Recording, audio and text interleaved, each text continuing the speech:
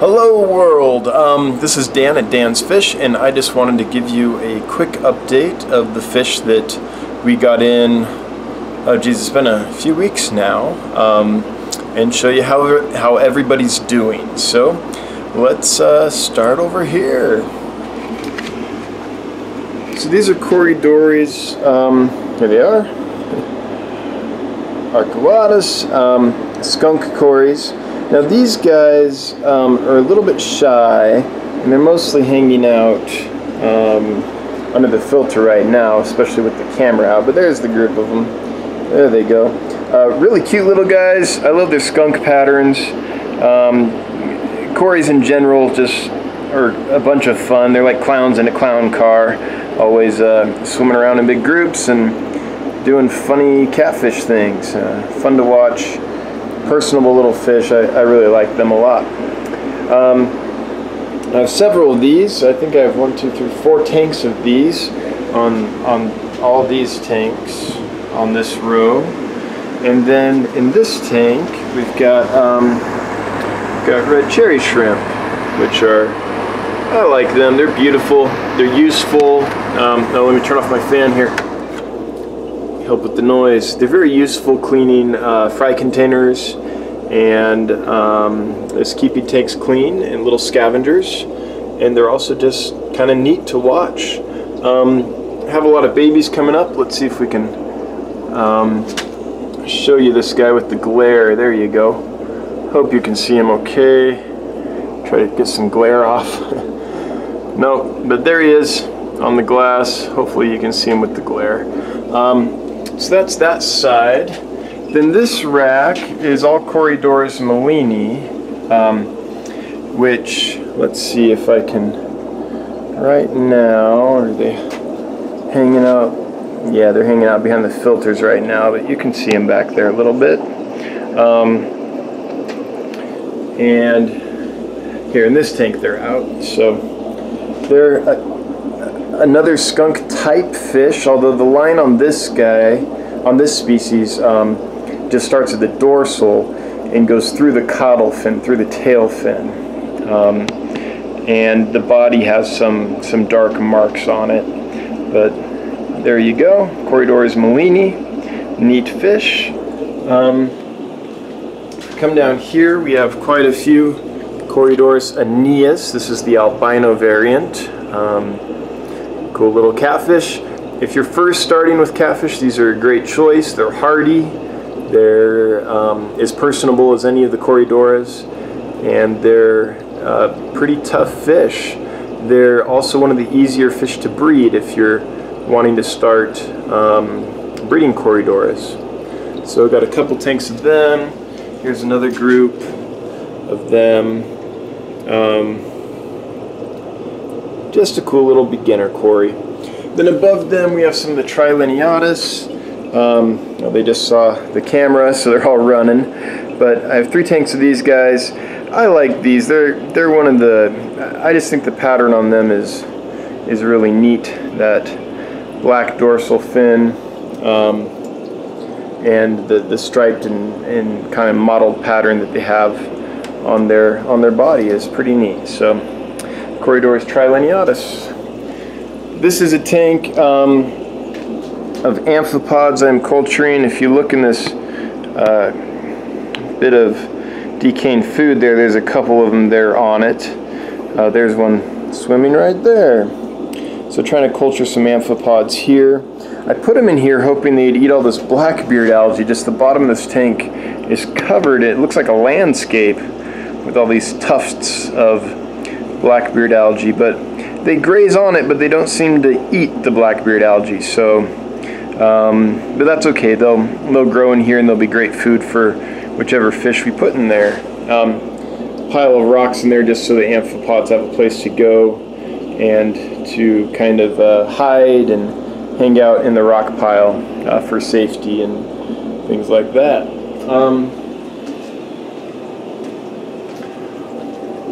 Over here we have Corydoras mete, which is another skunk. I'm sorry, this is this mete? Yeah, mete, which is another skunk pattern Corydora.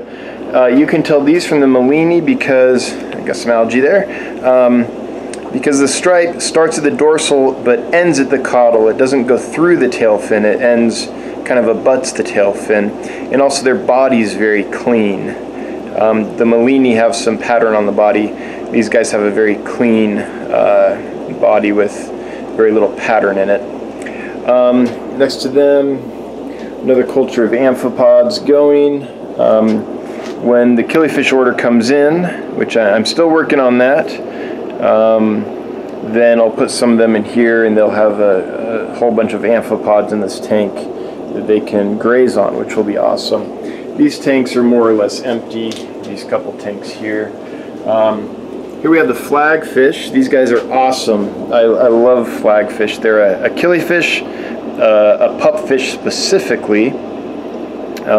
They're a wonderful algae eater. They eat a ton of algae and they breed like crazy. I'm getting tons of eggs in this mop every day. And I can show you probably some eggs later as we go through the fish room. But anyway, Florida flagfish, Jordanella floridae, really neat fish. Next to that, we have Corridors elegans, which are very camera shy. They're going to dart right behind that filter, and they probably won't come back out. The only way I get good video of these guys is set the camera up on a tripod and leave it there for a while, and they'll eventually come out and start acting normal. But as soon as they see the camera, they dart right back there. But they're a cool little Corridora. I'll do a video dedicated to them soon so you can see what they are really like when they're not scared of the camera. And then a bunch of Wapoga red laser rainbow fish, the dwarfs. These are Melanotania rubra is this species. Really cool, nice group. I have a reverse trio and they're laying a ton of eggs. Really neat fish. Around here I have this old bow front 72 that at some point I'll clean up and fill out, or fill up with water and get going. And then this is another stand for another matching bow front, which is currently just sitting up here. It will get going. This whole rack right here is empty, but here's more Triliniatus over here. I just fed them some Mysis shrimp pellets, PE Mysis brand, or Piscine Energetics, I guess, is the brand. Then more of them are down. Oh, all you see is glare, just the reflection of my legs, huh? More of the Triliniatus here, which, again, really cool quarries. Then up here, we've got Habrosus, quite a few of them. These little guys are awesome. Just a fun little dwarf species of Corridora. Again, like little clowns in a clown car, just always running around the tank doing funny Corridoras things. Really fun to watch in a big group as they interact. And every now and then they'll just, like on cue, just all move together, maybe dart up to the surface or across the tank. It's pretty cool when that happens.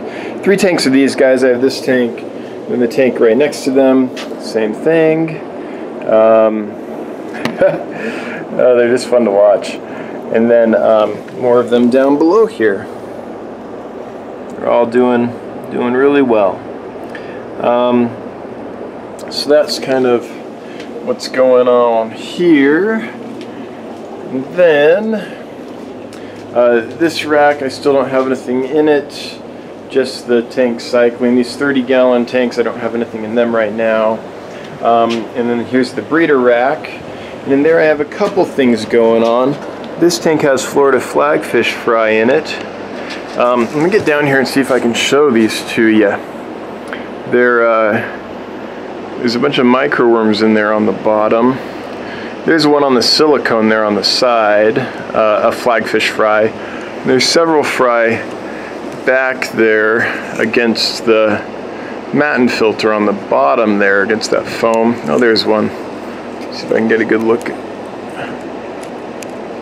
at them for you. I don't know if that's in focus. I don't know if it's going to get in focus either. But anyway, there's about 50 or so of them in this little tank. and they're growing out and doing well. And then in this tank we have baby rainbow fish.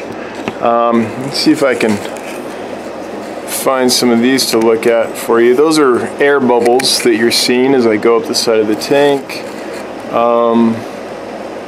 There's one. Okay, it's hard to focus on them. There's, anyway, some fry in there you can see swimming around. And there's 50, 60 of these guys in there as well.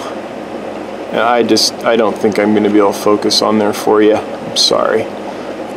But anyway, they're doing well. And then over here is the live food rack. Lots of live food cultures going.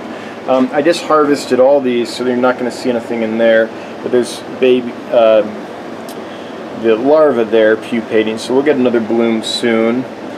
Same with these. I just harvested a bunch of these larger fruit flies. These are all microworms and some banana worm cultures here. And as you can see, if you look, they're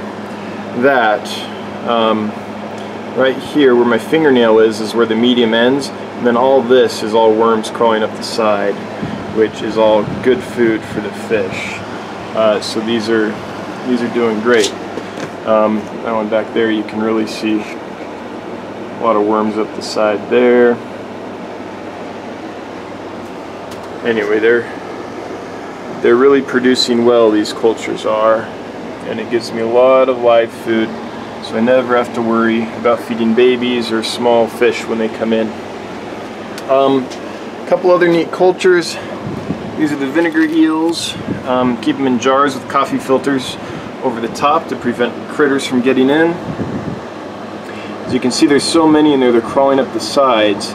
I can actually scoop them off the sides with my fingers. And then there's just big, I don't know if we'll be able to show it to you well, but the vinegar, I guess, is just really cloudy, full of tiny little vinegar eels. And then these cultures are finally blooming. They didn't do anything for about a month or so, because I guess that's how long it takes for the eggs to develop and the larvae to pupate. But now we've got a lot of these beetles coming out, and I've seeded the other cultures with them. So, so we should have a whole bunch of these coming up. I think one more round and I'll get a really good bloom in all these jars and be able to start feeding.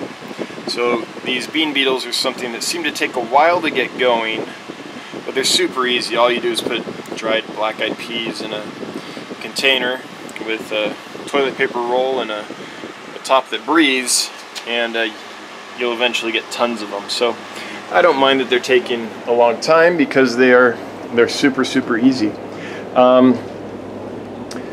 So let's see, what else can I show you? Oh, these two tanks on the side, these don't have anything in them at the moment. There's one little baby rainbow fish that's in here from when the rainbow fish were in here. And then down here, let me show you how I cycle these. So all this debris here in the corner that has kind of some black worms growing in it, that's algae wafers. So every couple days I'll throw an algae wafer in here, and the worms and snails will break it down. But that provides the ammonia source to keep these tanks cycling when there's no fish in them, so that I don't lose my cycle. So I just put a little food in there, in these empty tanks, and it, you know, decomposes and breaks down and keeps my cycle going. And I know I'm doing it right when the plants are doing well, and these plants are doing awesome. So they're getting enough nitrogen to be healthy, so I know I'm putting enough in there to keep the cycle going. Anyway, that's the update. That's what's going on so far. I do have the killifish order coming in. I'm going back and forth with the exporter from Africa on the date. It looks right now that it could be December 15th, if not longer, before they come in. And the reason is, well, let's just say there's a reason that not everyone imports fish. It's kind of a big pain in the you-know-what. There's a lot of paperwork to take care of, and then just getting the money to transfer from America to Nigeria is a feat in its own, because there's so many scams coming out of Nigeria that financial institutions are very leery of sending your money there. So I had to figure all that out. That took several weeks. Got that all figured out. And now we're working on a shipping date that works for the exporter from Nigeria, works for me to receive them here in the United States, works for the Fish and Game office to clear the import, and works for the airline. And getting all that synced up is taking a little while, but it's coming. It'll get here eventually. Man, it's taking a while, but whatever. Nothing I can do about it. We're just working on it as best we can, and it'll get here hopefully December 15th. That's the new date that we're floating. So we'll see if all 4 parties can agree to that date. Then we're good to go, and if not, we'll wait till the next date. So anyway, that's the update. Hope everything's going well with all of you that are watching this, and thanks for tuning in. If you haven't subscribed or liked and you have the inclination to do so, then that would help me out a lot and I would appreciate it. And all these fish are available at dansfish.com if you have any interest in shopping around. Alright, thanks. Bye.